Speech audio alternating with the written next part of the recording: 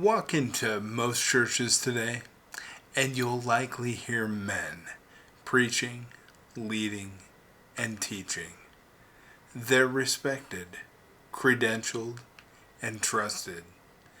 But if you peel back the layers of tradition and go straight to Scripture, you'll discover something radical, something most pulpits never dare to mention.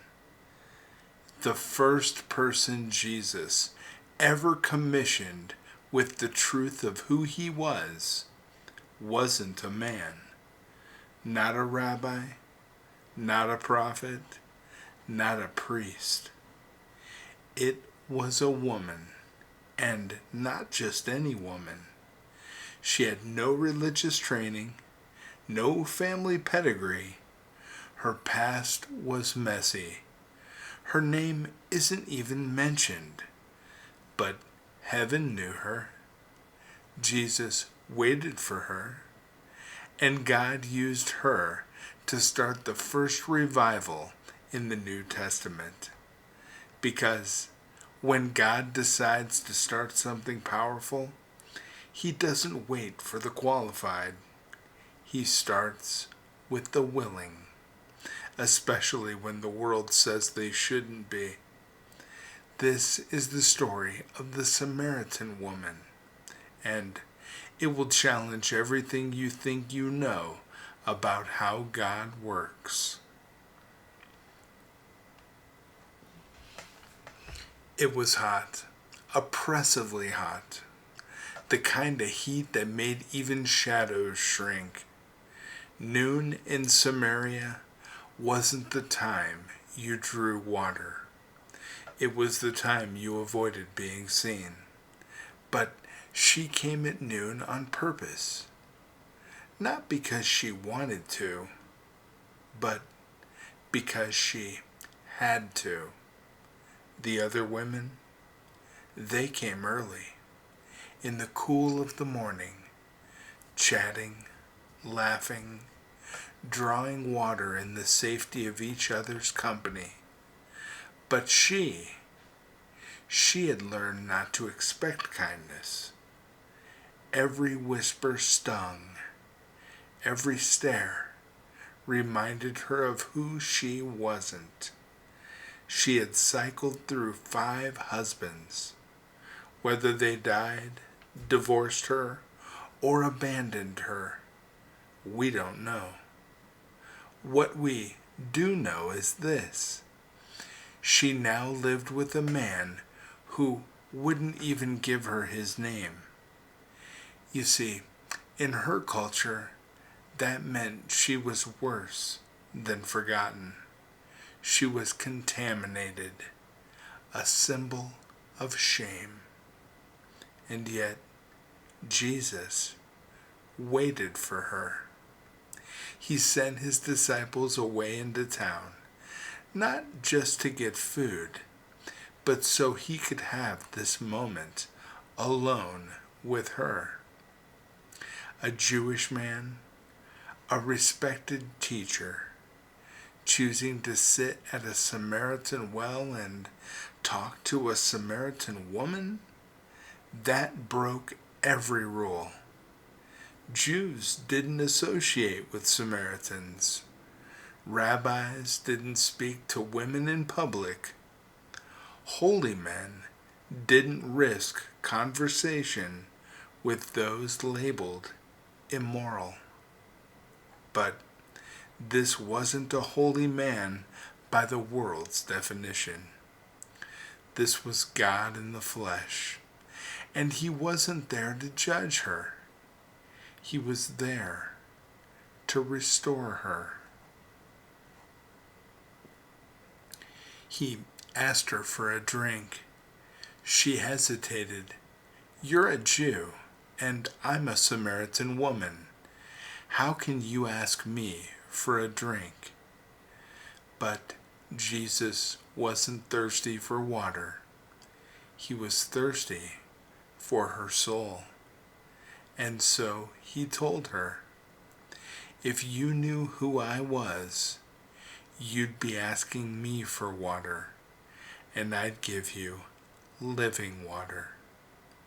She was confused at first, just as Nicodemus had been when Jesus told him he needed to be born again. But unlike Nicodemus, she didn't walk away. She leaned in.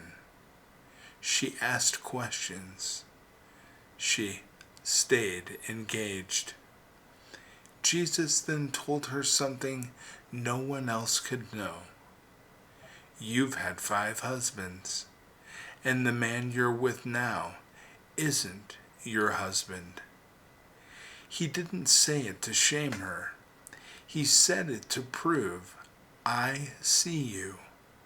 I know the deepest, most broken parts of your story, and I'm still here. And then it happened. She said, I know the Messiah is coming. And Jesus looked her in the eye.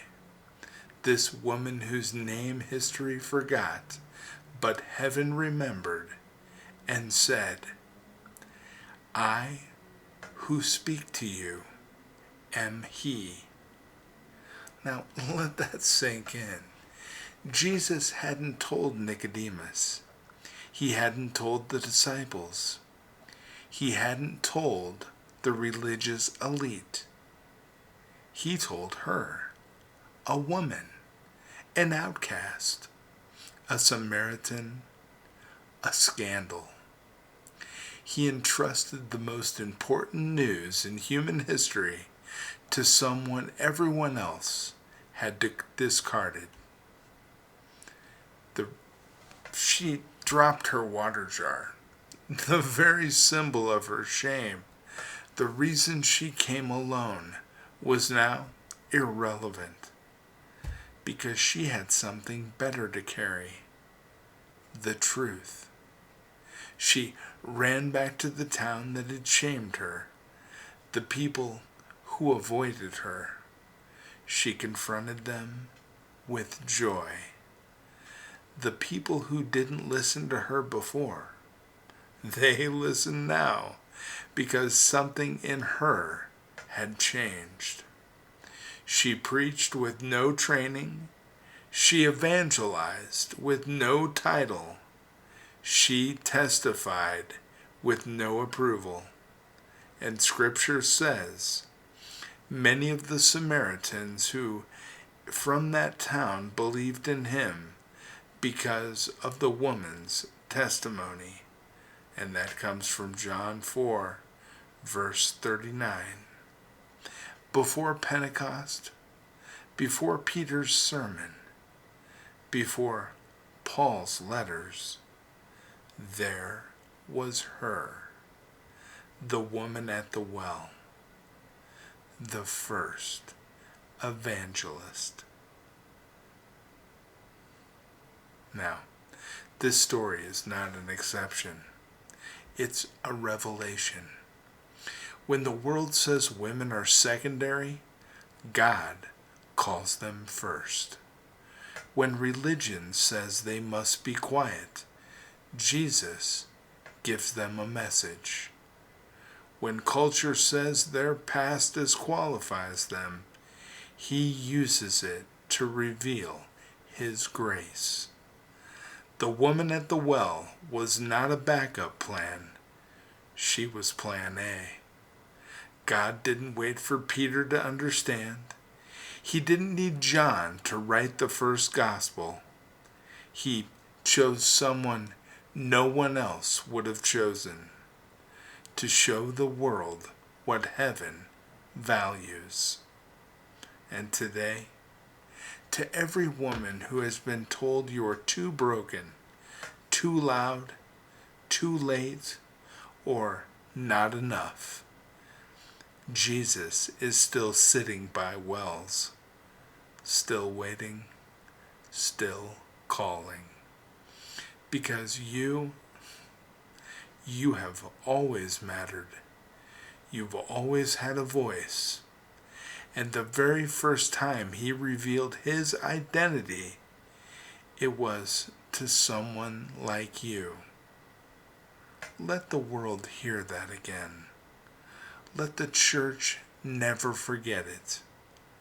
The first evangelist was a woman with a story, and she preached the Messiah before the world believed. God bless you, my friends. Have a beautiful day.